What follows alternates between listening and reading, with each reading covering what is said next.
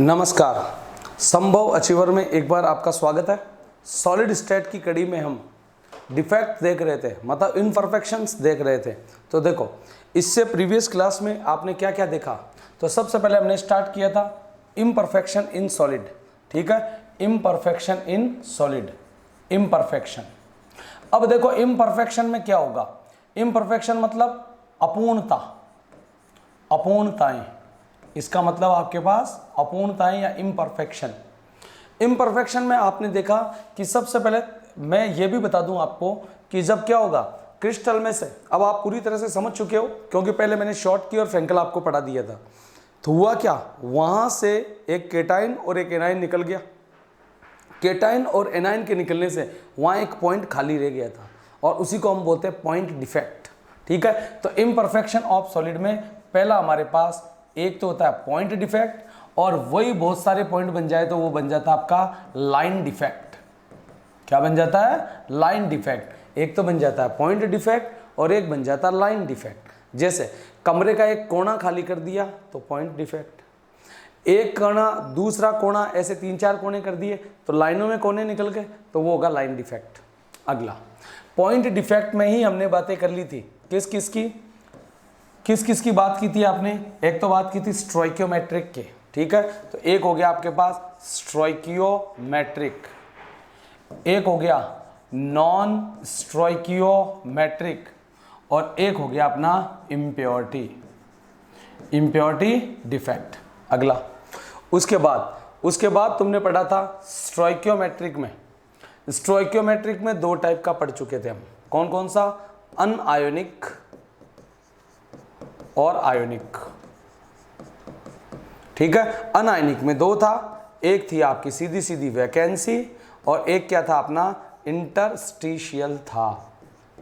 ऐसे ही आयनिक में तुम्हारे पास था क्या? फ्रैंकल डिफेक्ट, और एक क्या था आपके पास? Schottky defect. ये चीजें तुम पढ़ चुके हैं। अब बात करते हैं नॉन आपके पास स्टोइकियोमेट्रिक डिफेक्ट्स, जिसमें क्रिस्टल का सिंपल फॉर्मूला 1:1 नहीं रहता। ठीक है, नॉन स्टोइकियोमेट्रिक डिफेक्ट देखो बेटा 2 टाइप का होता है। कैसे कैसे? एक तो होगा मेटल एक्सिस, एक तो होगा अपना मेटल, या मेटल को आप बोल सकते हो केटाइन, केटाइन एक्सिस, और इसी को एक बना सकते हो आप मेटल डेफिशिएंट, डेफिशिएंट। ठीक है, यहां पर आप कह सकते हो धनाइन आधिक्य और धनाइन न्यून। ये हो गया धनाइन न्यून और ये हो गया आपका धनाइन आधिक्य दोष, धनाइन आधिक्य दोष। धनाइन आधिक्य दोष है ये भी 2 प्रकार का। अब आप जरा सोच के बताओ कैसे। जैसे देखो, ये अपने पास बेटा एक क्रिस्टल साइट है, देखना ध्यान से। ये क्रिस्टल साइट है तुम्हारे पास, ये क्या हो गई आपके पास? एक क्रिस्टल साइट, ये वाली।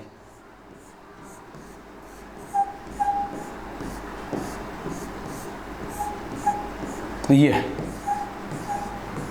और ये भी क्रिस्टल साइट हो गई।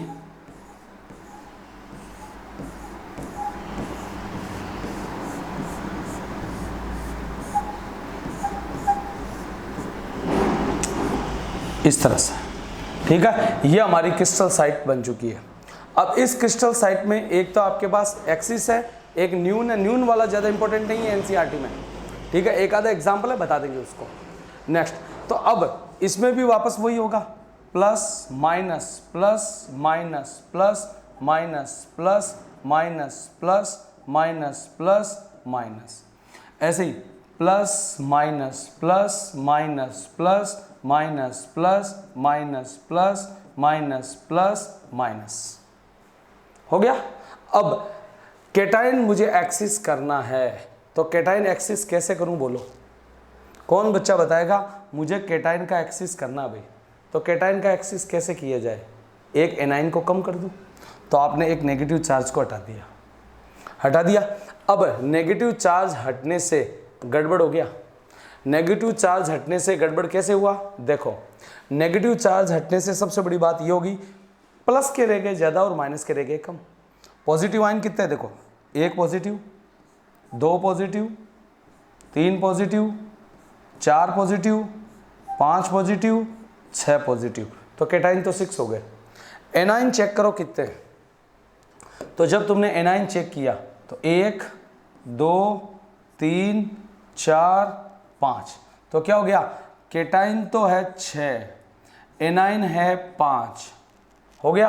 क्या कभी बैलेंस हो सकते हैं? नहीं हो सकते। पर आपको जब भी डिफेक्ट, इन सबको हम डिफेक्ट ही कहते हैं, तो जब आप डिफेक्ट पढ़ते हो तो हमेशा न्यूट्रलिटी बनी रहनी चाहिए, वैद्युत उदासीनता बनी रहनी चाहिए। तो उदासीनता कैसे बनी रहेगी, आप ही बताओ।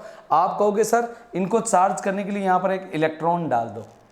क्या डाल दो? इलेक्ट्रॉन। बिल्कुल, चार्ज तो बैलेंस हो गया आपका -6, पर आयन बैलेंस नहीं हुए।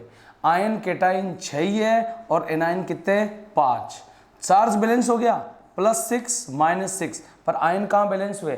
कैटाइन तो 6, एनाइन 5 ही है। इलेक्ट्रॉन कोई आयन होता क्या? नहीं होता।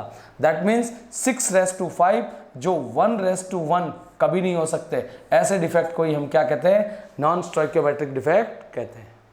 अगला, अब ये जो इलेक्ट्रॉन आ गया, तो इस इलेक्ट्रॉन के आने से जो सेंटर बना है, इस इलेक्ट्रॉन के आने से जो सेंटर बना है उसको बोलते हैं एफ सेंटर।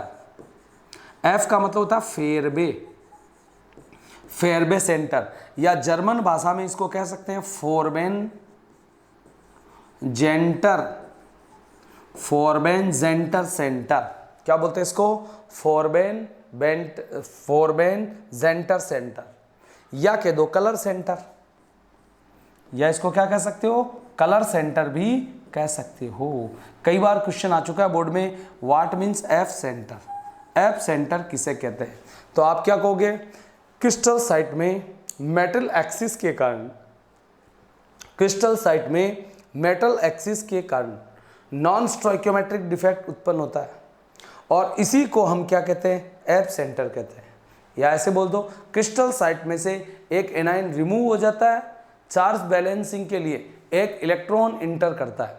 इलेक्ट्रॉन के इंटर करने से बना सेंटर क्या कहलाएगा? फोरबेन जेंटर सेंटर या कलर सेंटर कहलाता है। यही एफ सेंटर है। एफ सेंटर का रोल क्या है बेटा? तो एफ सेंटर, पहले किसी साइट में अपन एफ सेंटर को देख लें। यह है आपका एफ सेंटर। आपने देखा, यहां देखो बेटा, ये शो कर रखा है Na+, ये इन्होंने शो कर रखा क्या? Na+, ये भी Na+, ये भी Na+, ये भी Na+, ये भी Na+, ये भी Na+, Na+, फिर Na+, Na+ और Na+। पीछे जो ब्लू बच गया वो हमारा क्या होगा? नेगेटिव होगा। तो ये Cl-, Cl-, Cl-, Cl-, Cl-, Cl-, Cl-, Cl-, Cl-, Cl-, Cl-, Cl- और Cl-। हो गया। अब यहां पर भी तो Cl- था, अब ये Cl- बाहर चला गया और उसकी जगह कौन रह गया? एक इलेक्ट्रॉन। इस इलेक्ट्रॉन के यहां रहने से ये जो सेंटर बना है, इसी को कहते हो आप कलर सेंटर, कलर सेंटर या एफ सेंटर या फोरबेन जेंटर सेंटर। और यही सेंटर रेस्पॉन्सिबल है किसके लिए? दिस सेंटर इज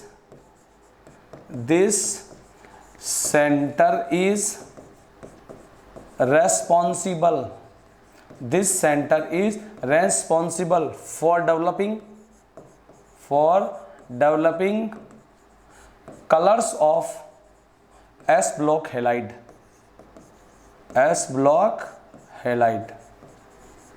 और ये जो बेटा आपका सेंटर बना है, इसी सेंटर के कारण S ब्लॉक के हेलाइडों के कुछ कलर शो होते हैं। और वो कलर कौन से होंगे आपके पास? उसको याद करने का ट्रिक बना दो। नकली है ये लिपि, देखो, नकली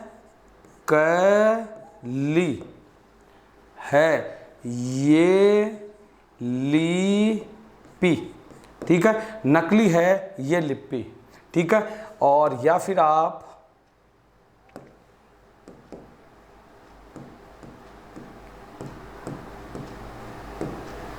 सीधा ही ध्यान रख लो, बाद में इसका तरीका बना लेते हैं, ठीक है। सीधा ध्यान रखना है तो सीधा ध्यान रख लो, नहीं तो तरीका तो है, जैसे देखो NaCl है, एक तो NaCl का रंग येलो होता है, येलो रंग, ठीक है। एक होता है आपके पास कौन सा, KCl, और एक होता है LiCl या LiBr, ठीक है। तो KCl का रंग भी जनरली कुछ किताबें येलो देती है इसका, और अपने करो तो देखो न क ली, ये ली पी, पी मतलब पिंक, और ये लाइलैक, लाइलैक मतलब वॉयलेट, लाइलैक का मतलब वॉयलेट। तो ये तो दिखाई देगा तुम्हें पीला, ये दिखाई देगा तुम्हें वॉयलेट रंग का नीला टाइप में, और ये दिखाई देगा आपको पिंक, पिंक का मतलब गुलाबी टाइप में थोड़ा। तो ये हो गया पिंक, और ये कैसा हो गया, लाइलैक या वॉयलेट कलर का। तो ट्रिक ध्यान रखनी है आपको, तो सीधी न क ली, ये ली पी, नकली है ये लिप्पी। अब क्वेश्चन आ सकता है, why NaCl shows yellow colour, LiCl is lilac colour, और LiCl इज पिंक कलर, या LiBr इज पिंक कलर, ठीक है। इस तरह से ये आपको क्वेश्चन दे सकता है, तो ध्यान रखना है दिस इज F सेंटर, ठीक है। ये हमारा F सेंटर क्लियर हो गया पहला। अब दूसरा कौन बचता है, ये किसके कारण हुआ भाई, ये जरा सोचो किसके कारण हुआ, ये किसके कारण हुआ। तो देखो इसकी होने की वजह क्या थी आपके पास, एक एनाइन कम हो गया, तो मेटल एक्सिस कम हुआ, किस कारण से, due to deficiency of anion, मतलब ऋणायन की कमी से। धनायन में वृद्धि हुई क्यों, ऋणायन की कमी से, ठीक है। और दूसरा धनायन में वृद्धि होगी क्यों, एक्स्ट्रा धनायन की प्रेजेंस है। तो यहां पर आप क्या कहोगे, ड्यू टू प्रेजेंस ऑफ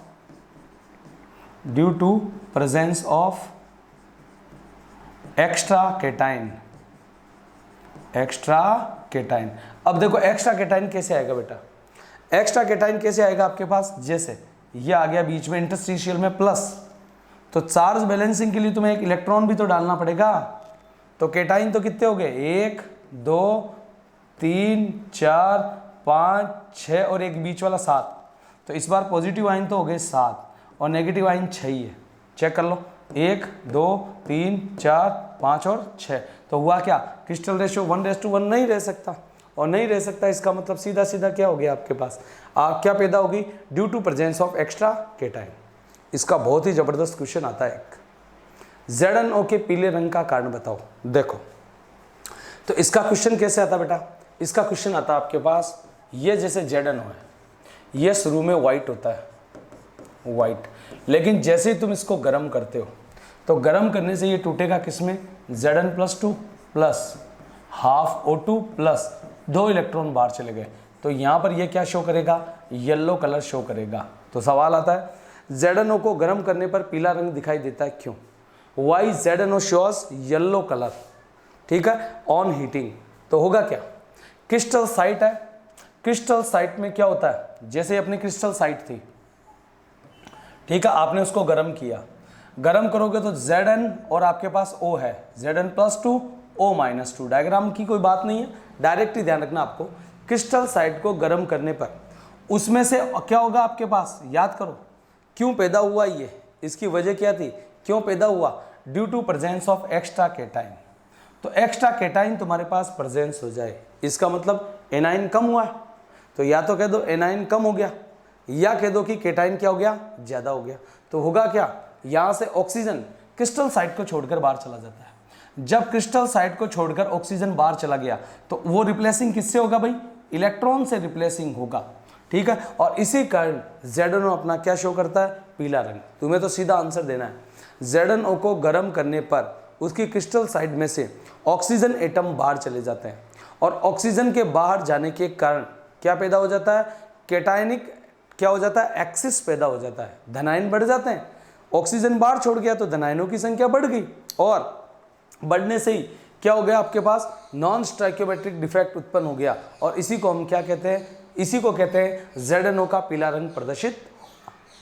ठीक है, ZNO अपना पीला रंग प्रदर्शित करेगा। लास्ट अगला डिफेक्ट कौन सा है, देखो अगला डिफेक्ट है आपके पास मेटल डेफिशिएंट।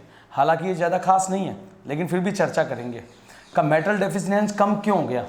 बताओ, मेटल का मतलब पॉजिटिव चार्ज कम हुआ, कारण या तो प्रेजेंट हुआ आपके पास प्रेजेंस ऑफ एक्स्ट्रा एनाइन, एक अतिरिक्त ऋणायन के प्रवेश करने से, या क्या कहोगे बोलो डेफिशिएंसी ऑफ केटाइन, या पॉजिटिव आयन की कमी से, पॉजिटिव आयन की कमी से और नेगेटिव आयन की वृद्धि से। तो देखो ऐसा तो पॉसिबल ही नहीं है कि पॉजिटिव आयन एक्स्ट्रा जो आपके पास है वो एनाइन में इंटर कर जाए, तो ये कोई खास एग्जांपल नहीं होते इसके।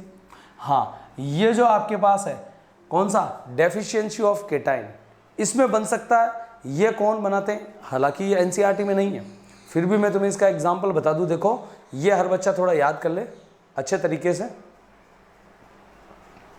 ये इसमें एक क्वेश्चन आता है बेटा, फुल्स गोल्ड क्या होता है।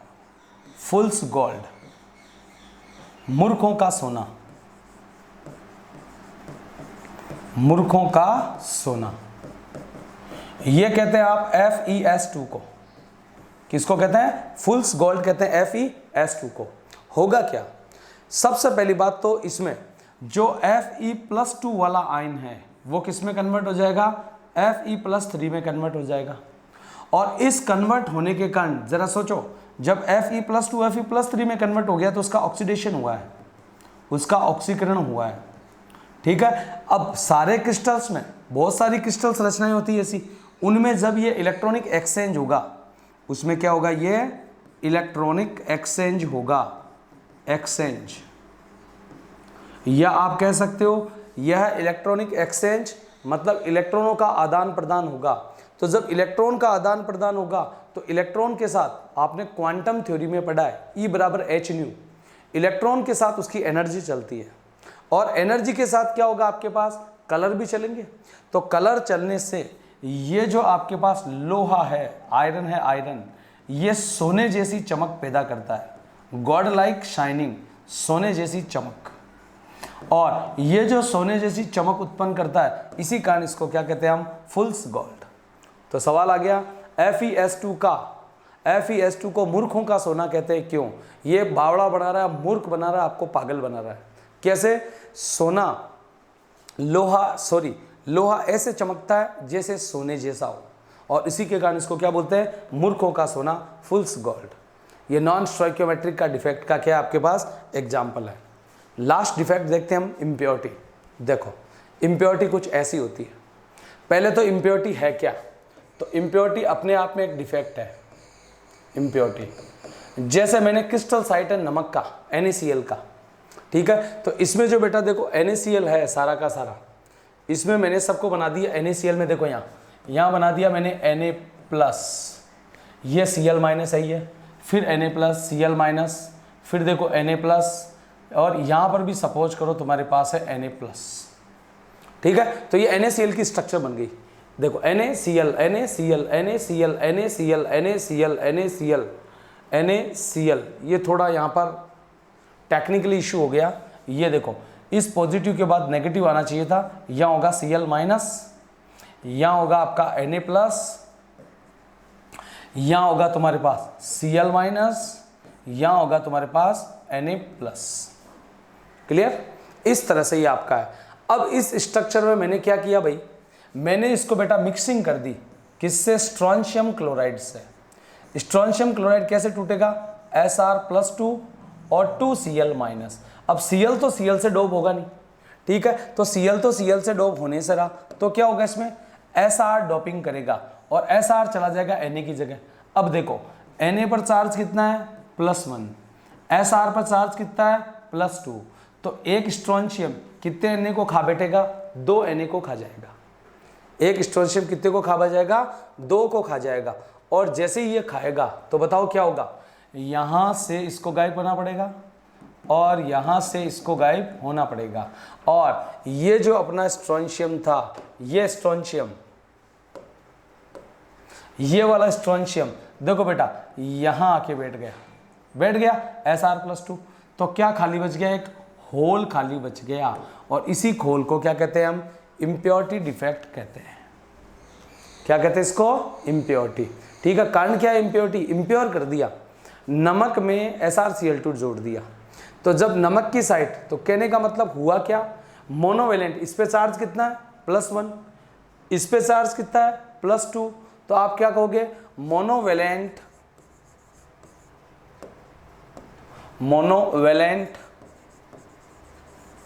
Cation mixed with divalent cation, monovalent cation mixed with divalent cation, then hole remains vacant,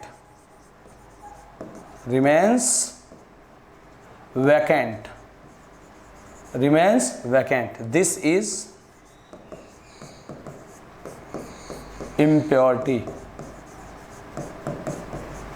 यही क्या कहलाती है तुम्हारे पास, इम्प्योरिटी कहलाती है। हिंदी में सुन लो, एकल धनायनिक आयन द्विधनायक आयन से प्रतिस्थापित होता है तो उससे होल खाली बच जाता है, और इसी होल से जो रिक्ति बनती है, जो इम्प्योरिटी अशुद्धि बनती है, उसको हम क्या कहते हैं, इम्प्योरिटी कहते हैं। इस इम्प्योरिटी का नंबर भी तुम निकाल सकते हो, इसका फॉर्मूला है। तो आप क्या कहोगे, नंबर की जगह इसको कह दो कंसंट्रेशन ऑफ इम्प्योरिटी डिफेक्ट, या इसको नंबर भी कहा जाता है कि कितनी बनी। ठीक है, तो कंसंट्रेशन ऑफ इम्प्योरिटी डिफेक्ट्स, इसका फॉर्मूला होता है मोल इनटू अवोगाड्रो नंबर। ये आपकी एनसीईआरटी का क्वेश्चन है, मेरे हिसाब से एक्सरसाइज क्वेश्चन 1.26 होना चाहिए। क्या सवाल दिया है, देखो सवाल भी कर लेते हैं। सवाल ये दिया, if NaCl crystal doped with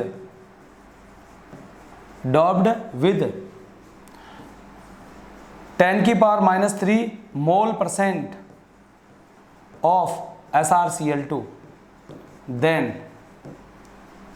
how many concentration, या सीधा ही बोल दो concentration of impurity defect। तो सीधा क्या फॉर्मूला, मोल, ये पड़ा मोल, 10⁻³ मोल% है बेटा ये पूरा क्वेश्चन।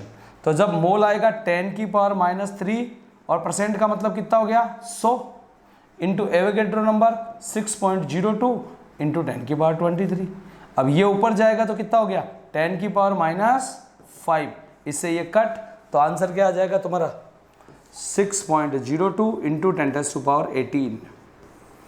कैसे, ये इस तरह से बना, देखो यहाँ बोला आपको 10⁻³ मोल%, इसको लिखोगे तो कैसे लिखोगे 10⁻³ और परसेंट का मतलब होता है 100, ऊपर चला गया तो क्या आ गया 10⁻⁵, और एवोगैड्रो नंबर तुम्हें पता ही है 6.02 इंटू 10⁻23।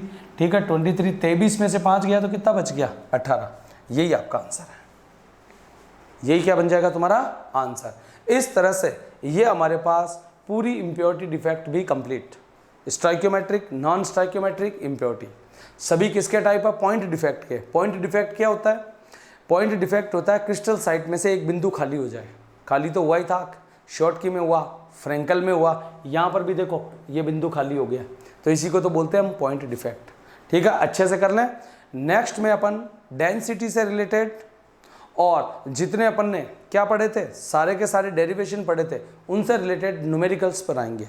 जब तक के लिए धन्यवाद, थैंक यू।